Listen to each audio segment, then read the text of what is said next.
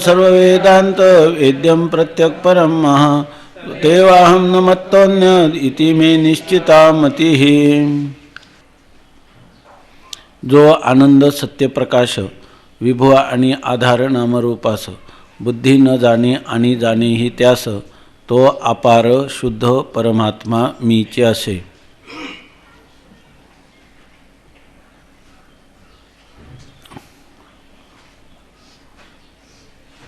श्री पांडुरंगरायाच्या असीम कृपेने आज आपण विचारसागर ग्रंथाला खऱ्या अर्थाने आरंभ करत आहोत की जो ग्रंथ स्वतः निश्चलदासजींनी आपल्या हिंदी भाषेत लिहिला आणि त्याच्यामध्ये जे मंगलाचरण केलं त्या मंगलाचरणापासून आपण आरंभ करीत आहोत.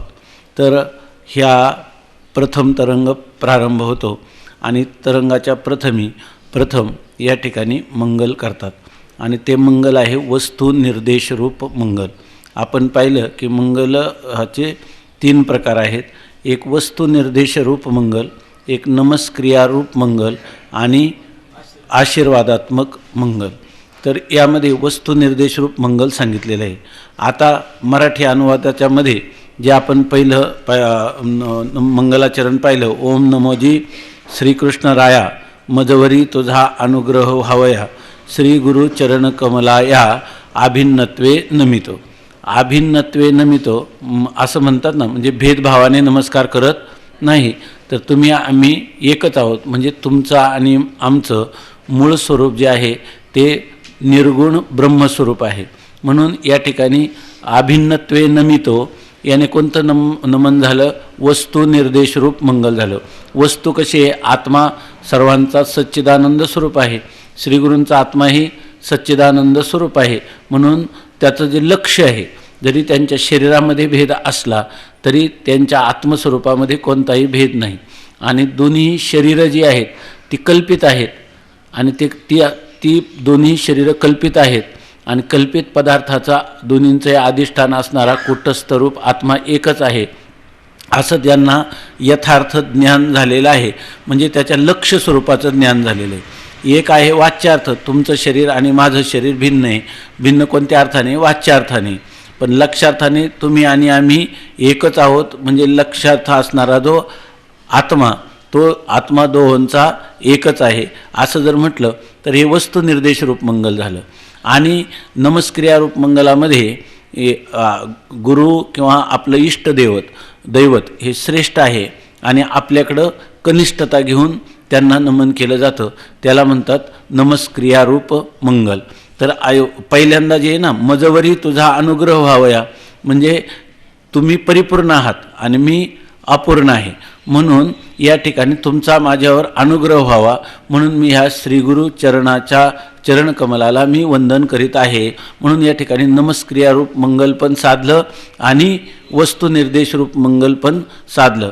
आणि आशीर्वाद आपल्याला असावेत श्रेष्ठांचे म्हणून जे नमन केलं जातं त्याला आपण आशीर्वादात्मक मंगल म्हणतो. तर या ठिकाणी ते काय म्हणतात? मजवरी तुझा अनुग्रह व्हावया, माझ्यावर तुझा अनुग्रह अर्थात कृपा व्हावी म्हणून मी तुम्हाला वंदन करत आहे. आशीर्वादात्मक पण मंगल आहे. म्हणजे आशीर्वादात्मक, नमस्क्रियारूप आणि वस्तू निर्देश रूप हे तिन्ही मंगलाचरण यामध्ये साधलेलं आहे. आता वस्तू निर्देश रूप म्हणजे वस्तू जशी आहे तशी. वस्तू म्हणजे भगवत वस्तू, परमात्मा वस्तू किंवा ब्रह्मवस्तू. ती जशी आहे तसं तिला स्वीकारणं, तसा तिचा अंगीकार करणं, यालाही मंगल किंवा नमन असं म्हणतात. या ठिकाणी जे नमन केलेलं आहे ते वस्तू निर्देश रूप आहे. वस्तूचा निर्देश करणं म्हणजे वस्तूचं कथन करणं. वस्तू कशी?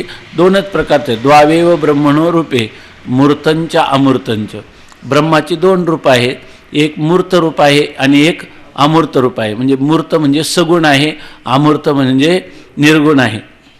जर सगुण ब्रह्माला समचरण दृष्टी विटेवरी साजेरी तेथे माझे हरी वृत्ती राहो आणिक न लगे माईक पदार्थ, हे गाथेमध्ये केलेलं मंगलाचरण आहे. हे मंगलाचरण कोणतं आहे तर सगुण परमात्म्याला उद्देशून विटेवरी साजिरी असं म्हटलं तर ते कोणतं वस्तुनिर्देश रूप झालं. सगुण ब्रह्माचं आहे सगुण ब्रह्माचं जरी वर्णन केलं तरी त्याला वस्तुनिर्देश रूप मंगल असं म्हणतात. आणि जर तुम्ही त्या ठिकाणी नामरूपरहित अभंग सांगा एखादा, हा सत्यज्ञानानंत गगनाचे प्रावरण, नाही रूपवर्ण गुण जेथे, तो हारे श्रीहरी पाहिला डोळे भरी, पाहता पाहणी दुरी सारोनिया, ज्ञानदेव म्हणे ज्योतीची निज ज्योती, ते हे उभी मूर्ती विटेवरी. हे पण मंगलाचरण झालं की नाही? पण कोणत्या वस्तूचं झालं? निर्गुण वस्तूचं. पाहता पाहणी दुरी सारोनिया, जिथं द्रष्टा दृश्य दर्शन ह्या त्रिपुटीच्या आतीत असणारं सच्चिद आनंद स्वरूप असं जे ब्रह्मस्वरूप आहे त्या निर्गुण ब्रह्मस्वरूपाचं हे वर्णन आहे. म्हणून या ठिकाणी हे जे मंगलाचरण कोणाचं झालं? वस्तुनिर्देश रूप, पण निर्गुण ब्रह्माचं मंगल या ठिकाणी त्यांनी केलेलं आहे. ठीक आहे ना? अशा प्रकारचं ह्या विचारसागराच्या ग्रंथकर्त्यांनी जे मंगलाचरण केलेलं आहे तर ते निर्गुण ब्रह्माचं वर्णन करणारं आहे. म्हणून त्याला वस्तुनिर्देशरूप मंगल असं म्हणतात. म्हणून वस्तुनिर्देशरूप मंगल. निश्चलदासजींनी केलेले मंगल व ग्रंथ प्रतिज्ञा. आता यामध्ये ते सांगतात वस्तुनिर्देशरूप मंगल. मंगलाचरण कशाला करायचं? तर मंगल त्यांनी दिलं की विघ्न ध्वंसानुकूल व्यापार विशेषः, त्याला मंगलाचरण असं म्हणतात. विघ्न ध्वंसानुकूल व्यापार विशेषः. विघ्न म्हणजे आपण जे ग्रंथाचा जो आरंभ केला तर तो आरंभलेला ग्रंथ निर्विघ्नपणे परिसमाप्तीपर्यंत जावा म्हणून त्याच्यामध्ये कोणत्याही प्रकारचं विघ्न येऊ नये. आणि त्या विघ्न आलंच तर त्याचा ध्वंस म्हणजे त्या प्रतिबंधाचा नाश व्हावा याच्या अनुकूल, म्हणजे जेणेकरून अनुकूल म्हणजे जेणेकरून प्रतिबंधाचा नाश होईल अशा प्रकारचा जो व्यापार किंवा व्यापार विशेष. व्यापार कशाला म्हणतात? काय? तज्जन्यत्वे सती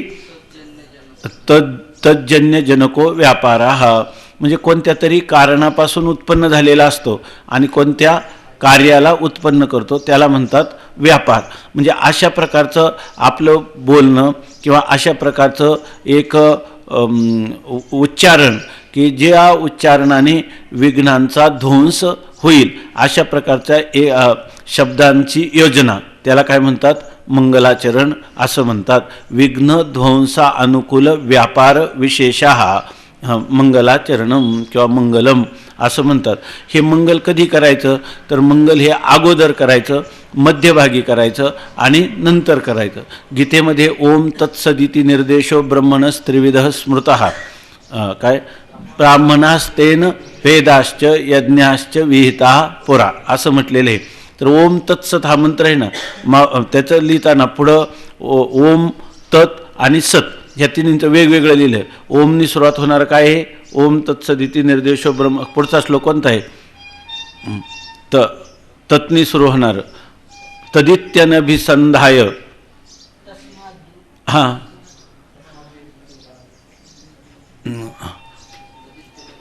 तदित्यनभिसंधाय यज्ञदानतपक्रिया दानक्रियाश्च विविधाः क्रियन्ते मोक्षकांक्षिभिः. तत् सांगितलं की नाही त्याच्यामध्ये. आता सतचं काय सांगितलं? सत का मी तदित्याने संबंध आहे, चुकीचं म्हटलं. तिथे तस्माद ओमित्युदाहृत्य यज्ञदानतपक्रिया प्रवर्तन्ते विधानोक्ताः सततम ब्रह्मवादिनाम. ओम सांगितलं की नाही. आता पुढे तत् सांगतात. तत् काय? तदित्यनभिसंधाय यज्ञदान तपक्रिया, तदित्यनभिसंधाय फलम यज्ञ तपक्रिया दानक्रियाश्च विविधा क्रियन्ते मोक्षकांक्षिभिः. तत् सांगितलं की नाही. आता सतचं काय सांगतात? सद्भावे साधुभावे च सदित्येतत् प्रयुज्यते प्रशस्ते कर्मणि ना प्रशस्ते कर्मणि तथा सच्छब्द पार्थ युज्यते असं सांगितलं की नाही.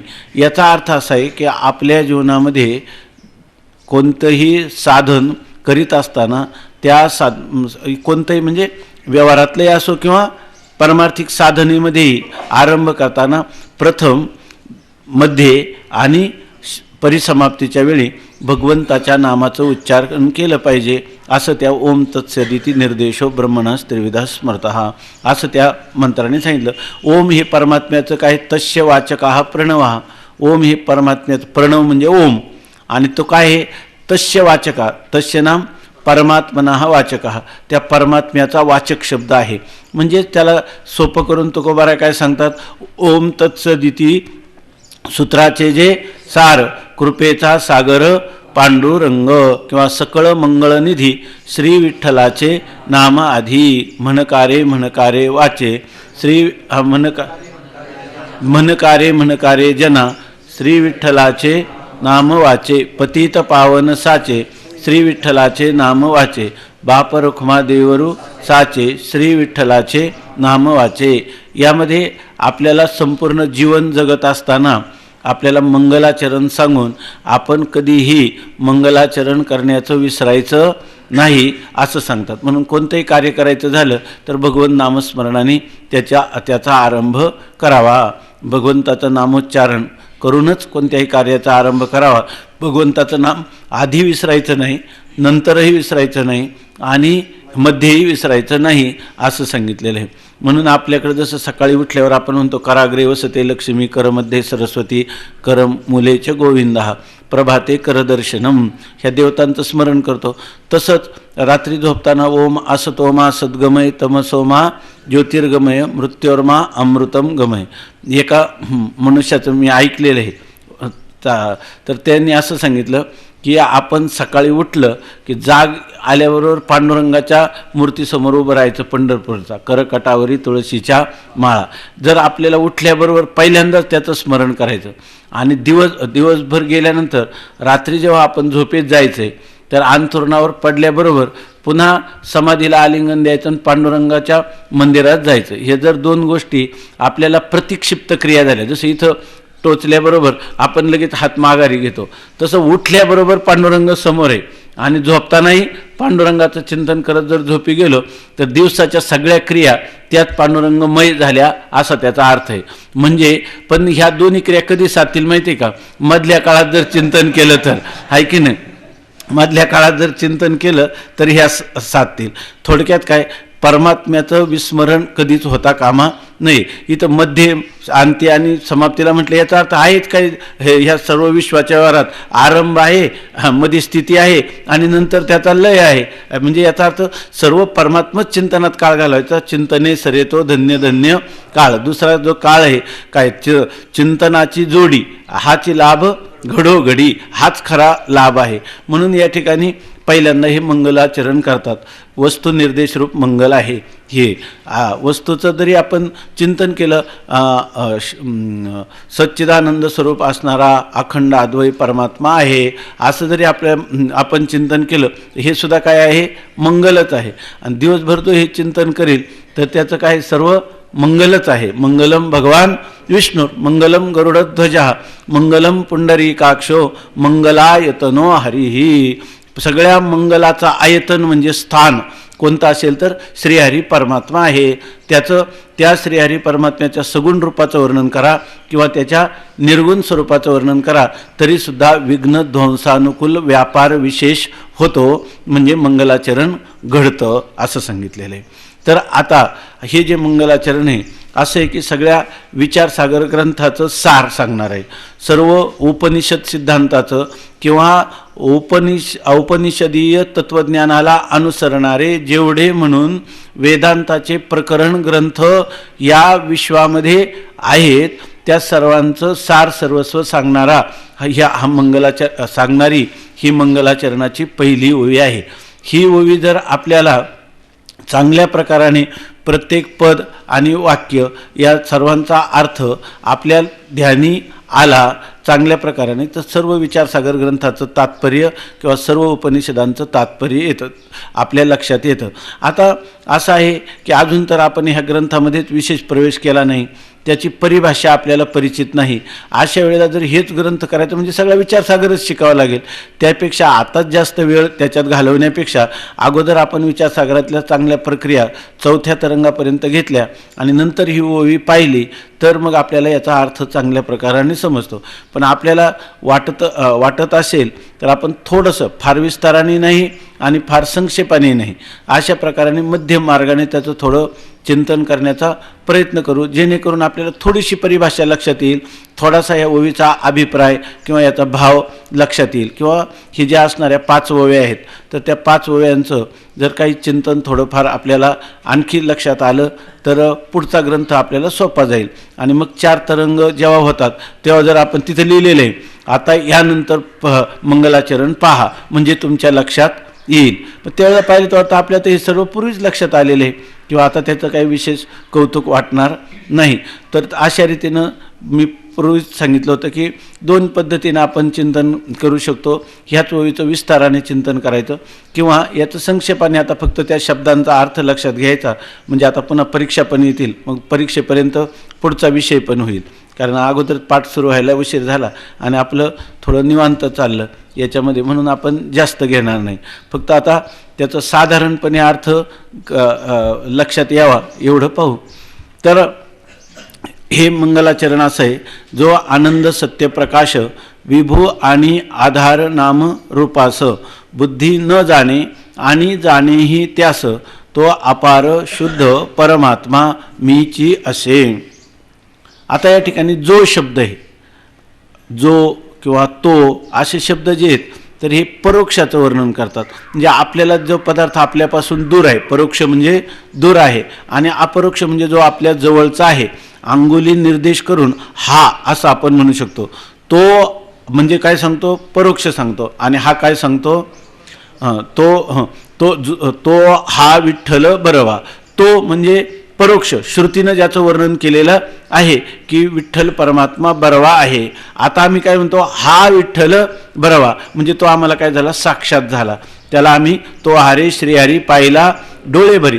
तो म्हणजे श्रुतीनं वर्णन केलेला, हा म्हणजे आम्हाला प्रत्यक्ष अनुभूत होणारा आहे की नाही. आणि तो डोळे भराने आम्ही पाहिला. हे कोणतं वर्णन आहे? परोक्ष आहे का अपरोक्ष आहे? अपरोक्ष वर्णन आहे. आणि तो वर्णन कोणाचं आहे? परोक्ष. आता परोक्ष ज्ञान सुद्धा दुसऱ्याने सांगितल्यावर होतं ना. आपल्याला दुसऱ्याच्या सांगण्यावरून दिल्लीत असणारी एक वस्तू आपण न पाहिलेली, दिल्लीत अशी वस्तू आहे असं आपल्याला सांगितलं, ज्ञान झालं की नाही आपल्याला. परंतु कोणतं ज्ञान झालं? परोक्ष ज्ञान झालं. आणि ती वस्तू आपण डोळ्यांनी पाहिली तर कोणतं ज्ञान झालं? अपरोक्ष. म्हणजे ते सुद्धा आपल्याला शब्दानेच ज्ञान झालं की नाही? परोक्ष ज्ञान. दुसऱ्यांनी सांगितल्यावर शब्दानेच परोक्ष ज्ञान झालं की नाही? आणि जर सांगितलं हे पुस्तक आहे तरी ज्ञान झालं की नाही? हे कोणतं ज्ञान झालं? अपरोक्ष ज्ञान झालं. बरोबर आहे ना? अपरोक्ष ज्ञान झालं. परंतु दोन्ही ज्ञानं कोणापासून झाली? शब्दापासूनच झाली. शब्दाने परोक्ष ज्ञान पण होतं आणि अपरोक्ष ज्ञान होतं. दूरच्या वस्तूचं शब्द जेव्हा कथन करतो तेव्हा त्याचं कोणतं ज्ञान होतं? परोक्ष ज्ञान. आणि जवळच्या वस्तूंचं इदम रूपाने ही वस्तू असं जेव्हा शब्द ज्ञान करून देतो तेव्हा कोणतं ज्ञान होतं? अपरोक्ष ज्ञान होतं. आपल्याला बरेच वेळेला म्हणजे वेदांत चिंतन करूनही आपल्याला परोक्ष आणि अपरोक्ष ह्या 2 शब्दाची शक्ती कळत नाही. एक मित्र एका मित्राला काहीतरी माघारी बोलला आहे की नाही, आणि त्या मित्राने त्याला सांगितलं की तुझ्याविषयी असा बोलत होतं. हा लगेच त्याच्याकडे जातो आणि त्याला म्हणतो तुला बोलायचं तर असं तोंडावर बोल ना, अपरोक्ष का बोलतो? हा, अरे तो अपरोक्ष नाही, तो परोक्ष बोलत होता आहे की नाही. बोलतो की नाही आपण? हे अपरोक्ष शब्द आपण चुकीचा सांगितला की नाही. तेव्हा या ठिकाणी जो या शब्दाने जे सांगितलं जातं ते कोणाला सांगतात? हे दर्शक सर्वनाम आहे ना. तो हा दर्शक सर्वनाम आहे नाही. असं त्याचा असं जो आणि तो यांचा नित्य संबंध असतो. यत तदोर नित्य संबंध हा असं आहे ना. बरोबर ना? यत तदोर नित्य संबंध. यत म्हणलं की तत् पुढे येतच. तर जो शब्दाने काय सांगितलं? परोक्ष सांगितलं. पण कोणाविषयी परोक्षता? जो परमात्मा इथं आहे ना, तो अपार शुद्ध परमात्मा. जो शब्दाने जो आणि तो शब्दाचा संबंध आहे. जो शब्दाने जो सांगितला, तो शब्दाने जो सांगितला तो कोण सांगितला? परमात्मा सांगितला. पण जो शब्दाने परमात्म्याचं कोणतं ज्ञान झालं? परोक्ष ज्ञान झालं. श्रुती सांगते की जो परमात्मा कसा आहे? सत्यम ज्ञानम अनंतम ब्रह्म. सत्यम ज्ञानम अनंतम ब्रह्म असं सांगितले. म्हणजे ब्रह्म कसं आहे? सत्स्वरूप आहे. ते सत्य काय? सत्यम ज्ञानम ते ज्ञानस्वरूप आहे किंवा चित्स्वरूप आहे आणि अनंत आहे. अनंत शब्दाचा अर्थ केला भाष्यकारांनी आनंद असा अर्थ केला. तो कसा आहे? आनंद स्वरूप आहे. हे याने तुम्हाला परमात्म्याचं ज्ञान झालं की नाही? सच्चिदानंद स्वरूपाचं कोणतं ज्ञान झालं? परोक्ष झालं का अपरोक्ष झालं? परोक्ष झालं. ऐकी नाही, परमात्मा असा आहे का तुम्हाला त्याचं अपरोक्ष ज्ञान झालं? झालं नाही. आणि नंतर असं सांगितलं श्रुतीने, तत्वमसी, तत्त्वम अशी. तत् म्हणजे जो ह्या शब्दाने किंवा तत्शब्दाने जे मी सांगितलेलं परमात्म्याचं स्वरूप आहे ते बाहेर कुठं नसून ते स्वतः तत् ते स्वरूप त्वम तूच अशी म्हणजे आहेस. मग आता हे शब्दांनी सांगितलं की नाही श्रुतीनं? बरोबर ना? याला म्हणतात महावाक्य. तत्वमसी काय आहे? महावाक्य. प्रत्येक वेदाचं एक महावाक्य आहे आणि ती 4 वेदाची 4 महावाक्य आहेत. तत्वमसी, प्रज्ञानम ब्रह्म, अहम ब्रह्मास्मी, अयम आत्मा ब्रह्म अशी 4 वेदाची महावाक्य. सगळ्यात प्रत्येक वेदाचं जे महावाक्य आहे ते काय करतं? तुम्हाला त्या परमात्म्याच्या स्वरूपाचं परोक्ष ज्ञानही करून देतं आणि महावाक्याच्या द्वारा त्याला दुसऱ्यांना काय म्हणतात? अवांतर वाक्य म्हणतात. त्या अवांतर वाक्याने काय होतं? परमात्म्याच्या स्वरूपाचं म्हणजे तुम्हाला ज्ञान होतं. परंतु कोणतं ज्ञान होतं? परोक्ष ज्ञान होतं. आणि महावाक्य जे आहे त्याने तुम्हाला अपरोक्ष ज्ञान होतं. ब्रह्माचं अपरोक्ष म्हणजे काय? ते ब्रह्म मीच आहे म्हणजे त्या ब्रह्माचं आत्मत्वाने, आत्मत्वाने म्हणजे ते मीच आहे असं त्याचं ज्ञान होतं. म्हणून या ठिकाणी अपरोक्ष ज्ञानाला महावाक्य हे अपरोक्ष ज्ञान करून देतं आणि अवांतर वाक्य ही परोक्ष ज्ञान करून देतात. मग आता जो परमात्मा, तो परमात्मा अशा प्रकारचं जे वर्णन केलं, जो आनंद सत्य प्रकाश असं त्याचं वर्णन केलं. पुन्हा विभू आणि आधार नाम रूपास. जो विभू आहे म्हणजे व्यापक आहे. व्यापक आहे म्हणजे देश काल वस्तू परिच्छेद रहित आहे. म्हणजे देश, कोणत्याही देशात कोणत्याही कालाने कोणत्याही वस्तूने त्याला मर्यादा घातली जात नाही असा तो अनंत आहे. अशा प्रकारचा तो देशकाल वस्तू परिच्छेद रहित असणारा जो परमात्मा, तो परमात्मा विभू नाम व्यापक आहे. आणि आधार नामरूपाचं, जेवढी जेवढी नामरूप आहेत त्या नामरूपाला त्यांनी संस्कृत विचारसागरामध्ये लिहिलं की नामरूपाला आधार आहे. म्हणजे कोणतंही नाम असो किंवा कोणतंही रूप असो हे त्याच्या अधिष्ठाना वाचून भासत नाही. तर याचा अर्थ असा आहे की चांगलं लक्षात घ्या की जेवढी जेवढी नामरूप आहेत ती सर्व नामरूप मिथ्या आहेत. नामरूप मिथ्या आहेत. परंतु मिथ्या नामरूप जरी असली तरी त्याला कोणीतरी अधिष्ठान पाहिजे.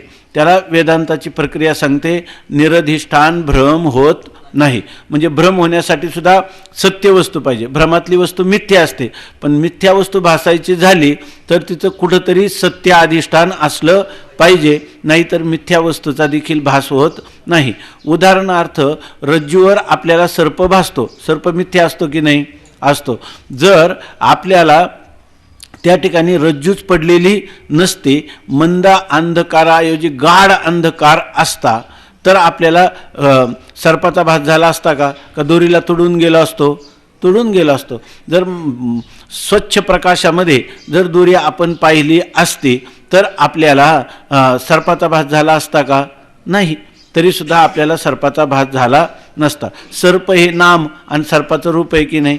पण हे दोन्ही सर्प नाम आणि सर्पाचं रूप भासण्यासाठी अगोदर आधार कोण होता? त्या ठिकाणी रज्जू हा आधार होता. रज्जू वाचून आपल्याला सर्प भासत नाही. किंवा एका रज्जूवर अनेक प्रकारचे भ्रम होऊ शकतात. रज्जूवर मंद अंधकारामध्ये जर रज्जू रूपाने कळली नाही तर कोणाला सर्प, कोणाला पुष्पमाला, कोणाला दंड, कोणाला जमीन दुभंगली, कोणाला जलधारा, सगळ्या प्रकारचे भ्रम होतात की नाही? प्रत्येक नामरूप वेगळी आहेत की नाही? पण ही सगळी नामरूपाचं मूळ कारण कोण आहे? दोरी आहे की नाही. मग दोरीच्या सगळ्यांचा आधार आहे की नाही, त्याला आता पुढे येईल आपल्याला. त्या दोरीला विवर्तोपादान कारण म्हणतात. आधार शब्दाचा अर्थ संस्कृत विचारसागरामध्ये विवर्तोपादान कारण असं म्हणतात. विवर्तोपादान कारण म्हणजे ज्याच्या वाचून तो पदार्थ तुम्हाला भासत नाही, पण त्या पदार्थाच्या गुणदोषाचा किंवा भासण्याचा त्या पदार्थावर काहीही परिणाम होत नाही असं जे कारण आहे त्याला काय म्हणतात, विवर्तोपादान कारण. या ठिकाणी जसं रज्जूवर सर्प भासतो, काय अवघडल्यासारखं वाटत नाही ना, ठीक चाललंय ना याच्यामध्ये. तर विवर्तोपादान कारण म्हणजे त्या अधिष्ठाना त्या पदार्थाच्या नामरूपाने किंवा तिच्या गुणदोषाने त्या अधिष्ठानाचा कोणत्याही प्रकारचा लाभ होत नाही किंवा हानी होत नाही, पण अधिष्ठाना वाचून ते पदार्थ भासत नाही. यालाच म्हणतात की निरधिष्ठान भ्रम होत नाही. अशा प्रकारचं जो पदार्थ आहे म्हणजे काय, ज्याच्यावर खोटे पदार्थ भासतात, ज्याच्यावर खोटे पदार्थ भासतात. हे जे मंगलाचरण आहे तर हे मंगलाचरणाच्या 5 ओव्या आहे आणि या सगळ्यांचा आशय या ठिकाणी 2 ओव्यामध्ये हे मंगलाचरण घेतले. संस्कृतमध्ये आपण दररोज म्हणतो काय, सुखम नित्यम स्वप्रकाशम व्यापकम नामरूपयोः अधिष्ठानम बुद्ध्यबोध्यम बुद्धेर्दृग्यत्तु निर्मलम. पुढं अपारम सर्ववेदांत वेद्यम प्रत्यक परम महा तदेवाहम न मत्तोन्यद इति मे निश्चिता मतिही. अशा प्रकारचं संस्कृतमध्ये हे मंगलाचरण केले. मी असा विचार केला की दररोज कोणीतरी म्हणेल किंवा हे इथपर्यंत आम्ही म्हणतो तरी न मन कोणा करावे म्या, आणि हे झालं काही लगेच सुरू करतात सुखम नित्यम. हे आणलं कुठून बरं, कुठून का आणेना, पण आपण लिहून तरी घेऊ जे लोकांचं पाठ आहे त्यांच्याकडून आणि मग आपण म्हणू. मी दररोज निरीक्षण करतो, याच्यात एक सुद्धा अजून कोणी नाही का ज्यांनी ते पाठ केलं आणि किंवा शंका तरी विचारली हे कुठून आणलं, अशी सुद्धा शंका आपल्याला येत नाही. त्याचं कारणच असं आहे की आपण स्वतःच ते स्वरूप असल्यामुळं त्याचं आपल्याला काही कौतुक वाटत नाही, आहे की नाही. जो आनंद सत्य प्रकाश विभू आणि आधार नामरूपास, तो विभू आहे म्हणजे कोणत्याही देशात कोणत्याही कालात आणि कोणत्याही वस्तूपासून त्याला परिच्छेद इकडे वस्तूपासून त्याला परिच्छेद होत नाही.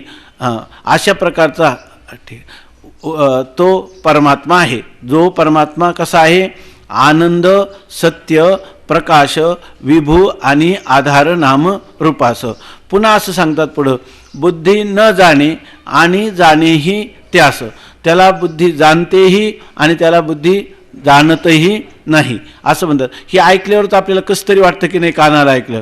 एक तर बुद्धी जाणते म्हणलं तर जाणते, आहे की नाही. मग जाणते म्हणलं तर न जाणते असं म्हणता येईल का, जाणत नाही म्हणता येईल का. बरं जाणत नाही म्हणलं तर जाणते असं म्हणता येईल का, जाणते असं म्हणता येणार नाही. आणि ग्रंथकार तर लिहितात बुद्धी न जाणे आणि जाणेही त्यास. बुद्धी त्याला जाणतेही आणि बुद्धी त्याला जाणतही नाही. आता ग्रंथकार ज्या अर्थी लिहितात आणि ते काय साधारण नाही, कालच सांगितलं आपण की ज्यांच्याजवळ किती 27 लक्ष ह्या शास्त्रामधील महत्त्वाच्या श्लोकांचा संग्रह आहे आणि 1,10,000 श्लोक ज्यांच्या कंठात आहेत. झोपेतून उठल्याबरोबर विचारलं तरीसुद्धा डोकं खाजवावं लागत नाही. अशा प्रकारचं ज्यांचं चिंतन आहे, अशा प्रकार जे आत्मस्वरूपाच्या ठिकाणी काय आहे, निश्चल झालेले आहेत आणि म्हणूनच मुमुक्षु त्यांचे दास होतात. ही जर गोष्ट आहे तर आपण त्यांचंच अनुसरण केलं पाहिजे की नाही. तर त्यांचं कसं चुकलं काय, हे काय आहे. असा जर एखादा मनुष्य म्हणेल की या ठिकाणी बुद्धी जाणे आणि न जाणे असं परस्पर विरोध विधान करील तर आपण व्यवहारात त्याचं मान्य करू का, नाही. आपण काय म्हणू, याचं डोकं फिरलेलं आहे असं म्हणणार. आणि हे तर म्हणतात आणि यांचं डोकं तर फिरणं शक्य नाही. उलट आपलं डोकं फिरवण्यासाठी म्हणजे जागेवर आणण्यासाठी ते बसलेले आहेत. म्हणून त्याचा आपल्याला अर्थ समजून घ्यावा लागेल, आहे की नाही. बुद्धी न जाणे आणि जाणेही त्यास. ते हे सर्व विशेषणं कोणाचे, सर्व विशेषणं कोणाचे आहेत, परमात्म्याचे. आणि विशेष्य कोण आहे इथं, परमात्मा, आहे की नाही. व्याकरणामध्ये पहिल्या वर्षाला विशेष्य आणि विशेषण झालेलं आहे ना महाराज. तर त्याच्यामध्ये याला काय म्हणतात, परमात्मा कोण झाला, विशेष्य. आणि त्याला अनुलक्षून विशेषणं किती दिली, ही एवढी दिली. कोणती, जो आनंद सत्य प्रकाश विभू नामरूपास आधार आणि पुन्हा बुद्धी न जाणे आणि जाणेही त्यास पुन्हा अपार शुद्ध अशा प्रकारचं म्हटलं तर परमात्मा हा सुद्धा काय पुन्हा परम हे सुद्धा त्याला काय पुन्हा आत्म्याला विशेषण आहे किंवा परमात्म्याची ही सर्व विशेषण आहेत असा आपल्याला विचार करायचा आहे की नाही.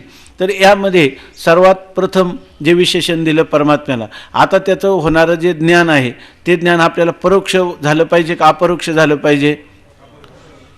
ते काय ज्ञान कोणतं झालं पाहिजे? अपरोक्ष.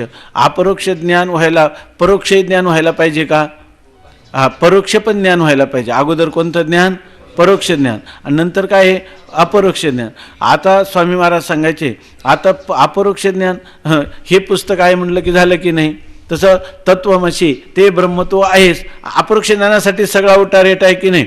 मग जर आपल्याला तू ब्रह्म आहेस एवढं नाव सांगितलं की ब्रह्माहमस्मी वा ऐशी वाणी एक वेळा पडता कानी अविद्या निद्रा गेली पळोनी तत्क्षणी जागिन्नला आहे की नाही.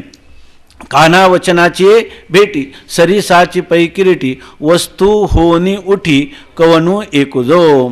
काना वचनाची भेट झाली, श्रीगुरूंनी तत्वमसी महावाक्य उच्चारलं की हा काय म्हणायला लागला? अहम ब्रह्मास्मी. तत्वमसी महावाक्य काय आहे? अपरोक्ष ज्ञानच करून देणार आहे की नाही. आणि अहम ब्रह्मास्मी हे तर काय आहे? अपरोक्ष फलरूप अपरोक्ष ज्ञानाची प्राप्तीच आहे. मग जर असं असेल तर तुम्ही आम्हाला फक्त तत्वमसी महावाक्य हे एवढ्या ग्रंथाचं चिंतन करून कोणतं ज्ञान व्हायला पाहिजे? अपरोक्ष ज्ञान आहे की नाही. बरं समजा यांनी होणार हे ग्रंथ कोणतं ज्ञान करून देणार? अवांतर वाक्याच्या द्वारा सगळं परोक्ष ज्ञान करून देणार. आणि तत्वमसी महावाक्य एवढंच आहे की नाही. याच्यामध्ये काय माऊलीची एक ओवी आहे की त्या ठिकाणी नुसतं बिंब तरी बचकेची एवढे परिप्रकाशाची त्रैलोक्य थोकडे शब्दाची व्याप्ती तेने पाडे अनुभवावी. ही नाही ओवी दुसरी की नुसतं की बीजाची वाईल असं काय नाही की नुसतं तत्वमसी महावाक्य कानावर पडल्याबरोबर आमच्या ठिकाणी मी ब्रह्म आहे याचं स्फुरण होतं असं सांगणार. माथा हात ठेविला न हे थापटीला जैसा त्याची किंवा दुसरी ओवी ज्ञानदेव म्हणे मी चाडे श्रीगुरूंनी केले कोडे ना केलो कोडे माथा हात ठेविला नोहे नाही तर बीजाची वाहिले हीच आहे का? माथा हात ठेविला पुढे पुढे बीजाची वाहिले हा ते पण आहे ते ती ओळी पाहिजे. मोटके गुरुमुखे उदय जत असे आणि हृदय स्वयंवचे असे प्रत्यक्ष फावं लागे तैसे आपैसे असं अशीच आहे ना. या ठिकाणी म्हणतात मी ब्रह्म आहेच आहे हृदय स्वयंभूचे असे स्वयंभू स्वतःच आहेच आहे की नाही. आणि हृदय स्वयंभूचे असे पुढे काय? प्रत्यक्ष फावं लागे. पण त्याच्या आधीचं काय? मोटके गुरुमुखे उदय जत असं. मोटके म्हणजे थोडंच अशा प्रकारचं गुरूंच्या मुखातून येतं. मोठकं म्हणजे कोणतं? थोडं काय आहे? तत्वमसी महावाक्य आहे की नाही. ते गुरूंच्या मुखातून येतं आणि हृदयात स्वयंभूची असे आणि मग फावं लागे आपोआप त्याचा विस्तार होतो. सर्वम खल्विदम ब्रह्म अहम ब्रह्मास्मी आणि का इति बोधे उदिते पश्चात सर्वम खल्विदम ब्रह्म असंच व्हायला पाहिजे की नाही. याच्यासाठी हे सगळे शब्द जाणून घ्या. विवर्त म्हणजे काय? विवर्तोपादान कारण काय? आद्यस्थ काय? अधिष्ठान काय? आणि सगळे अवांतर वाक्याने होणार कोणतं ज्ञान आहे? परोक्ष ज्ञान आहे की नाही. आणि आम्हाला कोणतं ज्ञान पाहिजे? आणि पुरुषार्थ परोक्ष ज्ञानात आहे का अपरोक्ष ज्ञानात आहे? अपरोक्ष ज्ञानात. मग त्याचंच करा ना. हृदय स्वयंभूचे असे फक्त मोटके गुरुमुखे उदय जत असे. फक्त या ठिकाणी हे पहिलीच ओवी सांगा आणि याच्यात जर तुमचा महावाक्याचा उपदेश केला तर आम्ही कृतार्थ होऊ की नाही. म्हणून याचं चिंतन करण्याची काय गरज आहे की नाही. परोक्ष ज्ञानात अपरोक्षच व्हावं लागेल ना. मग अपरोक्ष ज्ञान करून द्या ना तत्वमसी महावाक्याने. परोक्ष ज्ञानाने ज्ञान मिळवण्यासाठी कशाला एवढं श्रम घ्यायला होता. आणि स्वामी महाराज तर म्हणायचे खरे श्रम आहे ना परोक्ष ज्ञानच अगोदर यथार्थ झालं पाहिजे. परोक्ष ज्ञान झाल्यानंतर अपरोक्ष ज्ञान करण्याला जास्त श्रम नाहीत. अगोदर परोक्ष ज्ञान चांगलं व्हायला पाहिजे. कारण का? परोक्ष ज्ञान जर आपल्याला झालं ब्रह्म सच्चिदानंद स्वरूप आहे हे जर आपल्याला मनोमन पटलं किंवा आपल्या बुद्धीचा निश्चय झाला तर पुढचं काय? गुरुजी फक्त म्हणतात तत्वमसी ते तू आहेत. मग त्याला फक्त काय म्हणायचं? मी म्हणायचं. काय म्हणायचं? मग मी म्हणायला काही त्रास आहे का त्याला? म्हणजे अपरोक्ष व्हायला काही त्रास नाही. त्रास कशाला आहे? परोक्ष व्हायला.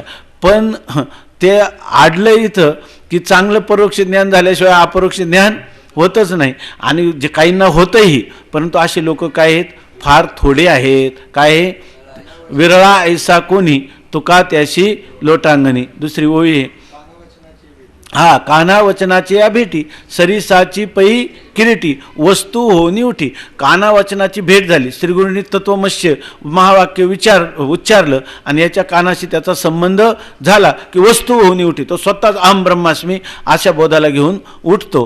परंतु असे लोक किती आहेत म्हणणे, कवनू एकुजो असे काय विरळे आहेत की ज्यांना तुकोबाराय म्हणतात विरळा ऐसा कोणी तुका त्याशी लोटांगणी. कारण त्याला जो अधिकार लागतो तो ज्याच्या अंतकरणात यत्किंचितही पापवासना नाही, ज्याच्या अंतकरणात यत्किंचितही चांचल्य नाही, ज्याच्या अंतकरणात उत्कट अशा प्रकारची जिज्ञासा झालेली आहे की मला ब्रह्मबोध झाल्याशिवाय माझ्या जीवनामध्ये दुसरा कोणताही तरुणोपाय नाही, अशा प्रकारच्या अंतकरणाची निर्मळ स्थिर अशी अवस्था झालेली आहे. आणि तीव्रतर विवेक, वैराग्य, समाधी षटक आणि मुमुक्षुत्व यांचा उदय झालेला आहे. ज्याला जर हे पुसावेशे हेची वाटे जे जे भेटे तयाशी देव कृपा करील मज काय लाज राखील. अशा प्रकारचं तुकाराम महाराज म्हणतात की मी वाटेल ते करायला याच्यासाठी तयार आहे. काय एक अभंग आहे, हा काय देह घालू करवती कर्मरी टाकूया भितरी अग्नी माझी. या ठिकाणी काही जरी झालं तरी अग्नीमध्ये देहम वा पातयामी कार्यम वा साधयम. हा देह पडला तरी चालेल, पण मला ब्रह्मज्ञान झालं पाहिजे. आणि शिवाय एकही दोष अंतकरणात राहिला नाही. फक्त मल नाही म्हणजे पापवासना नाही, विक्षेप नाही म्हणजे अंतकरणाची चंचलता नाही, फक्त त्याच्या ठिकाणी आवरण म्हणजे आत्मस्वरूपाचं आच्छादन आहे, आत्मस्वरूपावर अज्ञानाचं आच्छादन आहे. आणि तो पडदा तत्वमसी महावाक्याने त्याचा काय होतो, दूर होतो. आणि त्याला टळटळीत आपण जसं तळ हातावरचा आवळा पाहतो स्पष्ट रीतीनं, त्याच्या सर्व खालच्या वरच्या पुढच्या मागच्या सर्व भागांचं बाजूचं दर्शन घेऊ शकतो, तसं त्याला आत्म्याचं सच्चिदानंदाद्वय रूपाने सर्वत्र दर्शन होतं. असा अधिकारी जो पुरुष असतो असा कवणू एकू जो. आणि बाकीच्यांना तत्वमसी महावाक्य सगळ्यांना सांगितलं. बरं, अनुभवाच्या विरुद्ध जाता येईल का?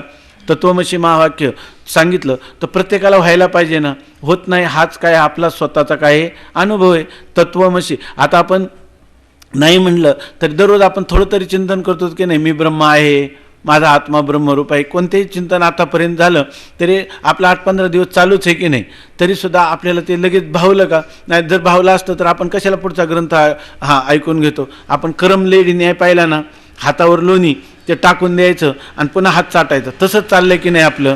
जर आपल्याला ज्ञान झाला, हा आपला स्वतःचा काय आहे अनुभव आहे आणि अनुभवाचा आपलाप किंवा निषेध करता येत नाही. स्वामी महाराज विनोदाने म्हणायचे, आम्ही तुम्हाला सांगतो तत्वमसी आणि तुम्ही म्हणता नेमक्या किती म्हशी, हाय की नाही. याचा अर्थ तत्वमसी अर्थ जरी महावाक्याचं उच्चारण केलं तरी आपल्याला तो कळलेला नाही. मग कळलेला नाही याचाच अर्थ तत् काय, त्वम काय, आशी काय, या पदांचं विवरण करताना आपल्याला सर्व प्रकारचं बाजूचंही चिंतन करावं लागेल. म्हणजे अवांतर वाक्याच्या द्वारा त्या ब्रह्माचं सद्रूपत्व, चिद्रूपत्व, आनंदरूपत्व, अद्वयत्व किंवा देशकाल वस्तू परिच्छेद रहितत्व किंवा त्याचा अधिष्ठानत्व, विवर्तोपादान कारणत्व, ह्या सर्व गोष्टी आपल्याला अगोदर समजावून घ्याव्या लागतील. त्यामुळं आपल्याला काही पर्याय नाही, अगोदर त्याचं परोक्ष ज्ञानच संपादन केलं पाहिजे. आणि परोक्ष ज्ञान जर आपल्याला एकदा यथार्थ झालं तर अपरोक्ष ज्ञान व्हायला काही वेळ लागणार नाही. म्हणून काही लोकांना असं वाटतं की हे लोक काय नुसतं शब्दप्रपंचच करत बसले आणि परोक्ष ज्ञानातच अडकले. परोक्ष ज्ञानच आपल्याला अपरोक्ष ज्ञानामध्ये कधीतरी ढकलून देणार आहे. म्हणून परोक्ष ज्ञानासाठीच आपण भरपूर कष्ट घ्यायचे. आता लगेच अपरोक्ष ज्ञान संपादन करून आपण आळशीपणाने की ह्या परोक्ष ज्ञानाची आम्हाला गरज नाही असं म्हणून लगेच ब्रह्मरूप होऊ नये. म्हणजे ब्रह्मरूपतेसाठी जरी असलं तरी फार घाई करून उपयोग होणार नाही. आपल्याला हे सर्व ग्रंथाचं जे काही परिभाषा आहे, त्यांचा जो अभिप्राय आहे तो अगोदर सगळा समजावून घेऊन मग 7व्या तरंग झाल्यावर मग आपण ब्रह्मरूप होऊ, आहे की नाही. तर कारण काहींची समाधी लवकर लागली तर मग समाधीची वृत्ती किंवा कोणाला झोप लागली तर ती झोपेची वृत्ती उपयोगाला होईल का हे विषय कळायला नाही. म्हणून या ठिकाणी जसं झोप हा दोष आहे की नाही, ग्लानी येणं, आळस येणं हा दोष आहे का, आलस्य, अलस्य शब्दाचं त्यांनी लिहिले. आलस्य म्हणजे आरस्य, अरस्य म्हणजे रसिकता नाही, याच्यात आनंद वाटत नाही.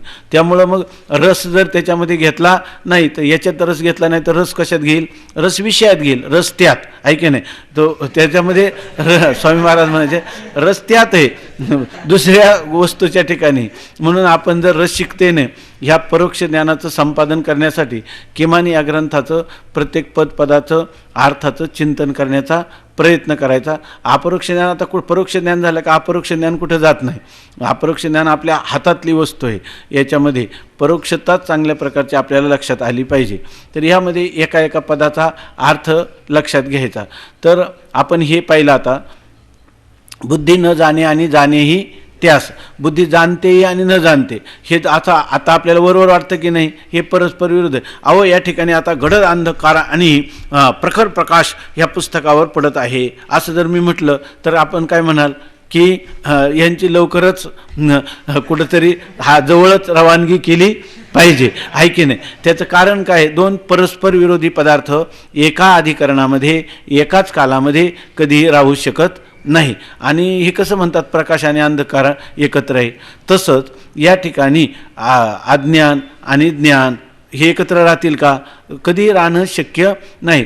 तसं बुद्धी जाणे आणि बुद्धी न जाणे, जाणे म्हणजे ज्ञान आणि न जाणे म्हणजे अज्ञान. ज्ञान आणि अज्ञान हे दोन्ही एकाच बुद्धीच्या ठिकाणी एकच अधिकरण बुद्धी आहे, म्हणजे त्याचं राहण्याचं स्थान एकच आहे. आणि त्या अधिकरणामध्ये ज्ञान आणि अज्ञान हे दोन आहेत परस्पर विरोधी पदार्थ आणि राहतात कुठं, एकाच अधिकरणामध्ये. कोणत्या अधिकरणामध्ये, बुद्धिरूप अधिकरणामध्ये. हे राहणं कधी शक्य आहे का, नाही. आणि ग्रंथकर्ते तर म्हणतात बुद्धी न जाणे आणि जाणेही त्यास, अशा प्रकारचे. आता ह्या शंकेचं आपण जर चिंतन केलं तर बघू थोडं थोडं, तर त्याच्यामध्ये ह्या ग्रंथकर्त्यांचं म्हणणं कसं अति उचित अनुचित नाही, अति उचित आहे, यथार्थ आहे असं आपल्याला लक्षात येईल.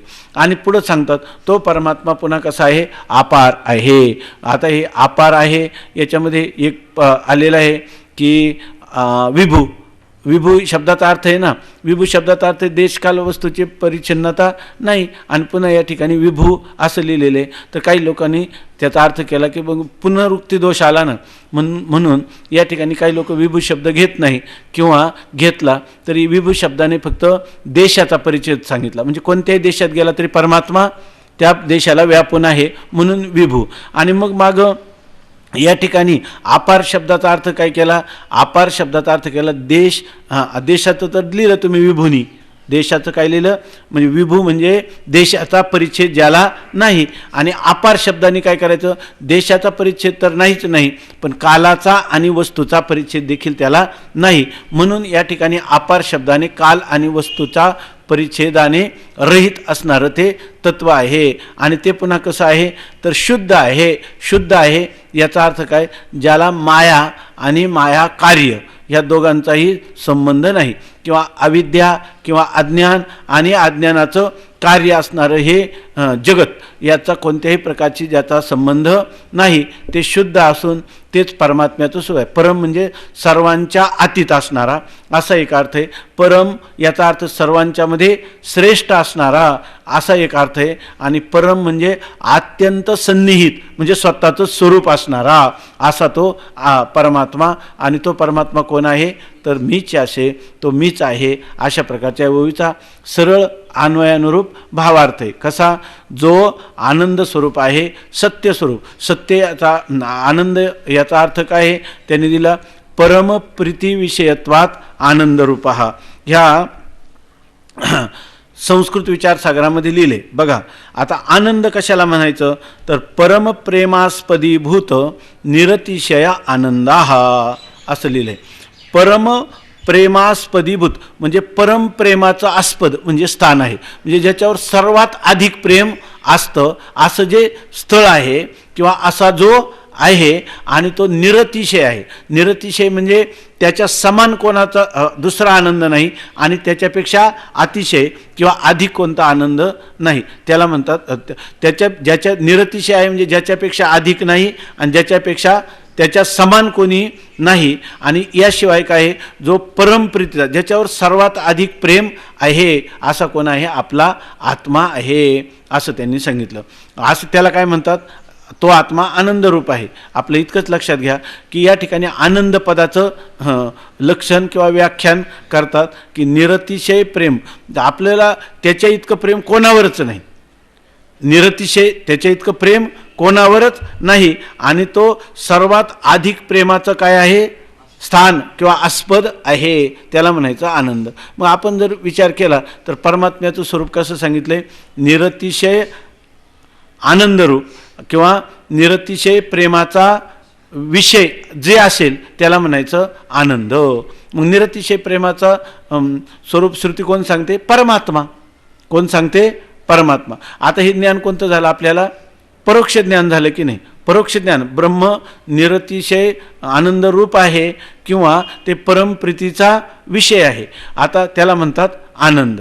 दुसरं सांगतात जो आनंद सत्य, श्रुतीनं सांगितलं परमात्मा कसा आहे, सत्य आहे. त्या ठिकाणी हा सत्यपद काढून संस्कृत विचारसागरामध्ये त्याला नित्यपद योजलेलं आहे. नित्य सुखम नित्यम असलेलं, सुखम काय सुखम नित्यम स्वप्रकाशम, इथं लिहिलं आहे आनंद सत्य. त्यांनी अगोदर आनंदाच्या नंतर कोणतं पद वापरलंय, सत्यपद. सत्य याचा अर्थ काय, सत्य आपण म्हणतो सत्य बोलला, मिथ्या बोलला असा अर्थ नाही. सत्य हा पारिभाषिक शब्द आहे. आनंद हा सुद्धा काय आहे, पारिभाषिक. परिभाषा कशाला म्हणतात, अनियमे नियमकारिणी परिभाषा. आपल्याला कोणत्याही प्रकारचे शब्द जर आपण बोलत बसलो, कुठे कोणते शब्द वापरले, त्या शास्त्राची एक विशिष्ट शब्दरचना असते किंवा शब्दावली म्हणतात त्याला. तर त्या शब्दावलीनंच त्याचा परिचय होतो, इतरांनी परिचय होत नाही. तेव्हा वेदांत शिकायचा असेल आणि वेदांत समजून घ्यायचा असेल तर ही परिभाषा आपल्याला कळली पाहिजे. न्यायाची स्वतंत्र परिभाषा आहे. आता हे तज्जन्य जनकत्वे सती तज्जन्य जनको व्यापारा, व्यापाराचं हे नैयायिकांनी केलेलं काय आहे, लक्षण आहे. तर न्याय शिकत असताना ह्या व्यापार शब्दाची शिकते. वेदांतामध्ये जी परिभाषा आहे, जर वेदांत शिकायचं असेल तर वेदांताची परिभाषा, व्याकरण शिकायचं असलं तर व्याकरणाची परिभाषा आहे, अशी प्रत्येकाची परिभाषा आहे. ह्या ग्रंथामध्ये आपल्याला कशाची परिभाषा मिळेल, वेदांत दर्शनाची परिभाषा मिळेल. तर त्याच्यामध्ये सत्य हे जे पद आहे, सत्य म्हणलं की सत्य शब्दाचा काय अर्थ आपल्या डोळ्यासमोर आला पाहिजे. तर त्रिकाला बाधित जीव, त्रिकाला बाध्यम कुटस्थ सत्यम असं त्यांनी लिहिलं आहे. तिन्ही कालात ज्याचा बाध होत नाही, म्हणजे एखादे पदार्थ एका काळात असेल, भूतकाळात असेल, वर्तमान काळात नसेल, किंवा वर्तमान काळात असेल आणि भविष्य काळात नसेल, त्याला सत्य म्हणता येणार नाही. जो पदार्थ भूत भविष्य आणि वर्तमान तिन्ही कालात जो अबाधित आहे, ज्याचा कधीही नाश होत नाही, असा पदार्थ जे त्याला कूटस्थ म्हणजे कूट म्हणजे सोनाराची आयरन, तिच्यावर अनेक प्रकारचे दागिने घडतात आणि मोडतात की नाही, आयरनीवर. तर कूट म्हणजे सोनाराची आयरन आणि तिच्यावर जे अनेक प्रकारचे दागिने घडतात आणि मोडतात सोन्याचे, तर ती जी आयरन असते ती जशीच्या तशीच राहते की नाही, का आयरनीवर काय परिणाम होतो, काही नाही. त्याप्रमाणे ह्या आत्मस्वरूपामध्ये जगत अनेक वेळेला उत्पन्न झालं, त्याची स्थिती झाली, त्याचा लय झाला, तरी तो पदार्थ जसाच्या तसाच राहतो. त्याला म्हणतात कुटस्थ सत्यम, त्याला म्हणतात नित्यम, किंवा त्याला या विचारसागरामध्ये सत्यम सत्य असं म्हटलेलं आहे. आणि याला कोणाला म्हटलेलं आहे असं, तो परमात्मा. हे सगळं वर्णन कोणाचे, परमात्मा हा परमप्रीतीचा विषय आहे आणि निरतिशय आनंद रूप असा परमात्मा आहे असं कोण सांगते, श्रुती. असं कोण सांगतं, उपनिषद किंवा वेद किंवा वेदांत त्या परमात्म्याचं अशा प्रकाराने वर्णन करतो. आता हे झालं सत्य. दुसरं सांगतात प्रकाश. तो कसा आहे, प्रकाशरूप आहे. इथं प्रकाश म्हणजे जसं आपल्याला दिव्याचा प्रकाश किंवा ह्या चंद्र सूर्य यांचा भौतिक प्रकाश, हा प्रकाश शब्द नाही, ही काय आहे परिभाषा आहे. वेदांतामध्ये प्रकाश कशाला म्हणतात, तर इथं प्रकाश शब्दाचा अर्थ आहे स्वयंप्रकाश. स्वयंप्रकाश किंवा प्रकाश किंवा ज्ञानरूप किंवा त्याला चिद्रूप असे जे शब्द असतात त्याचा अर्थ असा आहे, परमात्मा चिद्रूप आहे, तो ज्ञानस्वरूप आहे, स्वयंप्रकाश आहे असं आपण जेव्हा म्हणतो याचाच अर्थ ह्या संस्कृत विचारसागरामध्ये दिला. अनन्याधीन प्रकाश रूपम चिन्मयम इति यावत. याचा अर्थ आपण चिद्रूप किंवा चिन्मय असं कोणाला म्हणायचं, किंवा प्रकाश स्वरूप ज्ञान स्वरूप चिद्रूप किंवा चिन्मय असं कधी म्हणायचं, तर त्यात सांगतात की तेव्हा म्हणायचं अनन्याधीन प्रकाश रूपम. आता बघा, सूर्य आहे, सूर्याच्या प्रकाशात आपले सगळे व्यवहार चालले की नाही. मग सूर्याने आपल्याला प्रकाश, ह्या पुस्तकाचं प्रकाशन कोणी केलं, सूर्याच्या प्रकाशाने केलं, बरोबर आहे की नाही. पण सूर्याने याचं प्रकाशन केलं. आता आपल्याला वाटलं ज्या सूर्याने प्रकाशन केलं तर त्या सूर्याला पाहायचं आहे आपल्याला, कोणता सूर्य आहे असं आपल्याला जाणायचं. तर आपलं नेहमीचं उदाहरण आहे की नाही, आपण काय करणार, आता सूर्य पाहायचं झालं, आता सूर्याच्या प्रकाशाने आपण ह्या पुस्तकाचं प्रकाशन झाल्याचं ज्ञान आहे की नाही आपल्याला. आता सूर्य आपल्याला पाहायचं आहे, जे पुस्तकाचं प्रकाशन ज्या सूर्याने केलं त्या प्रकाशक सूर्याला जर आपण पाहायचं म्हटलं तर सोपं आहे. बॅटरी घ्यायची जरा जास्त पॉवरची ऐके, किंवा दिवा घ्यायचा ऐके नाही. हेच करणार की नाही आपण, का नाही करत आपण, का करणार पण नाही, कारण आपल्या बुद्धीचं दिवाळं अजून निघालेलं नाही. आपल्याला माहिती आहे सूर्य सर्वांचं प्रकाशन करतो, पण त्याच्या प्रकाशनासाठी कोणाची आवश्यकता नाही, ऐके नाही, त्याच्या प्रकाशनासाठी कोणाची आवश्यकता नाही. अशा पदार्थाला म्हणतात प्रकाशरूप. म्हणजे जो अन्यांचं प्रकाशन करतो पण त्याच्या प्रकाशनासाठी कोणाची आवश्यकता नसते, असा जो सूर्य आहे त्याला काय, असा जो पदार्थ आहे, सूर्य म्हणण्यापेक्षा असा जो पदार्थ आहे त्याला काय म्हणतात स्वयंप्रकाश. आता तुम्ही म्हणाल मग सूर्य एक झाला स्वयंप्रकाश आणि परमात्मा एक स्वयंप्रकाश. स्वयंप्रकाश फक्त परमात्माच आहे, दुसरं कोणी स्वयंप्रकाश नाही. आता या ठिकाणी थोडक्यात सांगतो की या ठिकाणी सूर्य स्वयंप्रकाश आहे हे सुद्धा कोण म्हणतो, तुम्ही म्हणता. म्हणजे तुम्ही त्या सूर्याच्या स्वयंप्रकाशत्वाचे प्रकाशन केलं की नाही. म्हणजे स्वयंप्रकाश कोण आहे खरे, तुम्ही आहे, हे आहे की नाही. सूर्य स्वयंप्रकाश आहे हे तुम्ही कोणी ठरवलं, तुम्ही. मग तो स्वयंप्रकाश, सूर्याचा भौतिक प्रकाश हा स्वयंप्रकाश झाला का तुमच्याकडून प्रकाश्य झाला, हां, का तुम्ही प्रकाशक झाले, तुम्हीच प्रकाश. आता तुम्हाला आम्ही म्हटलं खरं म्हणजे तुमचं अस्तित्व पाहिजे होतं पण तुम्ही नाही, आहे की नाही, तुम्ही नाही असं म्हणलं तर आम्ही म्हटलं तर तुम्ही काय म्हणाल, तू हो म्हण नाही तर नाही म्हण, मी आहेच, आहे की नाही. कारण मीच तुझं प्रकाशन करतो, माझ्या प्रकाशनासाठी तुझी आवश्यकता नाही. म्हणजे मी स्वयंप्रकाश, मी म्हणजे कोण आहे, आत्मा. म्हणजे खरा स्वयंप्रकाश कोण आहे, आत्मा. मी झोपलं तर सगळं जग मावळतं आणि जागा झाल्यावर सगळं जग उत्पन्न होतं. खऱ्या अर्थाने ह्या जगताचा उत्पत्ती करता सुद्धा कोण आहे, मीच आहे. आणि रात्री झोपेत पोटात सगळ्या जगाला कोण घेतो, मीच घेतो. तेव्हा जग असूनही नसल्यासारखंच आहे की नाही, आहे की नाही. मग फक्त आपला आत्मा स्वयंप्रकाश आहे की नाही. इथं चाललेलं आहे आपलं की या ठिकाणी परोक्ष रूपाने श्रुती आत्म्याला काय म्हणते, जो सत्य प्रकाश, प्रकाश शब्दाने काय घ्यायचं, अनन्याधीन प्रकाशवत्वम. दुसऱ्याच्या अधीन ज्याचं प्रकाशन नाही, ज्याचं ज्ञान करणं, ज्याच्याद्वारा सगळ्यांचं ज्ञान होतं, पण ज्याला स्वतःचं ज्ञान करून घेण्यासाठी दुसऱ्या कोणत्याही प्रकाशक वस्तूची आवश्यकता नसते, त्या पदार्थाला स्वयंप्रकाश असं म्हणतात किंवा प्रकाशरूप असं म्हणतात. आणि असा प्रकाशरूप कोण आहे, फक्त परमात्मा. त्या परमात्मा सर्वांचा प्रकाश करतो, आहे की नाही. मुंगी के पाव में घुंगरू बजे वो भी अल्लाह सुनता है, त्याला सर्व. आणि जर त्याला म्हणायला त्याला स्वतःचं ज्ञान करून घ्यायचं झालं तर पुन्हा हे मुंगी के पाव में हे लागतात काय, का त्याला त्याचं ज्ञान त्याला स्वतःलाच आहे. कारण त्यालाच काय म्हणतात, ज्ञानरूप. त्यालाच म्हणतात सर्वांचा प्रकाशक, स्वयंप्रकाश, चिन्मय, चिद्रूप असं त्याला म्हणतात. हे शब्द जरी अनेक असले तर नेहमी येऊन आपल्याला काय होतं, त्याचा चांगल्या प्रकारचा परिचय होतो. म्हणून ते काही लिहून घेण्याची आवश्यकता नाही किंवा काही नाही. फक्त काय करायचं, बुद्धीमध्ये साठवून ठेवण्याचा प्रयत्न होता. आपल्या बुद्धीच्या गाळणीतून काही राहतील, काही गळतील. पुन्हा दुसऱ्या वेळेला काय होईल, पुन्हा नवीन शब्द नवीन एखाद्याचा राहील. बरं आपली बुद्धी अशी आहे का बाबा पुढच्याचं ग्रहण झालं म्हणून मागचा विसरतो असं नाही. मागचं तर आपल्या बुद्धीत कायमचंच राहतं आहे की नाही. आपली बुद्धी ही अत्यंत सूक्ष्म आणि तीक्ष्ण असल्यामुळं तिच्यातमधून कधीही शब्दाचा विस्मृतीच्या कप्प्यात तो शब्द जाणारच नाही असा आपण आत्मविश्वास ठेवायचा आहे की नाही येतं. त्यामुळं फक्त आता हळहळ नाही करायची, नाही तर मग हळहळ करीत बसलं तर नको ऐकायला असं वाटतं, किती जातं विसरून. म्हणून आपण असं पुष्टगंड थोडा बाळगला तरी हरकत नाही, पण न्यूनगंड नको. खरा कोणता गंड असावा? न्यूनगंड असावा का पुष्टगंड असावा का दोन्ही नसावे?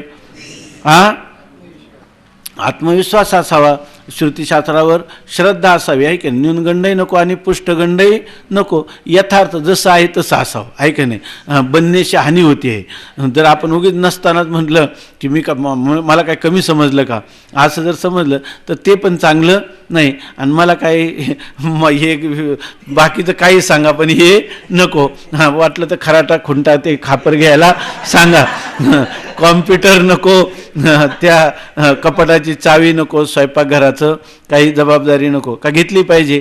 का त्याच्यात मोठेपणा आहे का? का खापर खराटा चांगलं नाही? त्याच्यात मोठेपणा आहे, खापर खराटा चांगलं नाही. म्हणून वेदांत विचार हे शिकलेच पाहिजे. तर आता सांगतात तो आनंद सत्य प्रकाश असा तो प्रकाश रूप आहे. पुढं सांगतात की विभू, विभू म्हणजे तो व्यापक आहे. व्यापक म्हणजे काय? देश काल वस्तू परिच्छेद रहित आहे. कोणत्याही माणसाला असं वाटतं का ह्या देशात आहे ना, आता आपण पाठात बसलो ना, इथं खूप आनंद आपल्याला मिळाला. बाहेर गेल्यावर काही का होईना का कोणत्याही देशात आनंदच असं वाटतं? बरं आपली सत्ता फक्त इथंच असावी, बाहेर गेल्यावर नाही नसली तरी चालेल. कोणत्याही देशात सत्ता पण असावी. आणि ज्ञान म्हणतात ना, इथं पाठात मला त्याला काय म्हणतो आपण, प्रतिभा संपन्नतेने, त्याला काय हजरजबाबीपणाने, इकडं प्रत्युत्पन्नमती असं मला उत्तर देता आलं पाहिजे. बाहेर लोक वेडा म्हणलं तरी चालेल का तिथं पण असंच पाहिजे. आपली सत्ता, आपलं ज्ञान, आपल्याला आनंद हा कोणत्या देशात पाहिजे आणि कोणत्या देशात नको? सर्व देशात पाहिजे आहे की नाही. बरं कोणत्या काळात? वर्तमान काळात सगळ्या ठिकाणी आपल्याला ज्ञान पाहिजे आणि आनंद कुठं पाहिजे? सर्व काळात, सर्व देशात, सर्व वस्तूत. का काही वस्तू आपल्याला विंचवासारख्या दंश केलेल्या चालतील आणि काही वस्तू आल्हादकारक वाटतील? कोणत्याही वस्तूची संबंध येऊ द्या, त्याच्यात मला आनंद पाहिजे, त्याचं मला ज्ञान पाहिजे आणि त्याच्यामध्ये माझी सत्ता विद्यमान असली पाहिजे. ही मागणी तुमची आमची आहे का? आमिबापासून हिरण्यगर्भापर्यंत सर्वांची आहे, सर्वांची आहे आहे की नाही. सर्वांची माहीत, याच्याबद्दल काही शंका नाही ना. जर शंका नसताना हे जर आपल्याला चांगल्या प्रकाराने लक्षात आलं तर आपण काय होतं, जगद्गुरू तुकोबाराय, जगद्गुरू भगवत पूज्यपाद शंकराचार्य आणि त्याच्यानंतर तिसरं नाव आपलं आहे की नाही याच्यामध्ये. कारण ही तुम्ही जे सिद्धांत प्रगट करतात त्याचं कोणी खंडन करतं आहे का? नाही. फक्त आपण माझे असं म्हणू नये तर काय म्हणावं, हे वेदाचे आहेत, ते शंकराचार्यांनी स्वीकारले, ज्ञानोबारायांनी आणि जगद्गुरू तुकोबारायांनी, आणि त्यांचाच आम्ही तुम्हाला काय करतो, अनुवाद करून सांगतो. असं म्हटलं म्हणजे त्याच्यामध्ये काय येणार नाही, गर्व येणार नाही, काही येणार नाही ऐके नाही त्याच्यामध्ये. आणि जर म्हणायचं झालं की त्यांच्याच कृपेने आलेल्या अनुभूतीचा अनुवाद करीत आहे, मग तर काय सोन्याला सुगंधच आहे. पुंडलिक वरदा हरिविठ्ठल श्री ज्ञानदेव. हो आलं ना, मग तेच सांगितलं.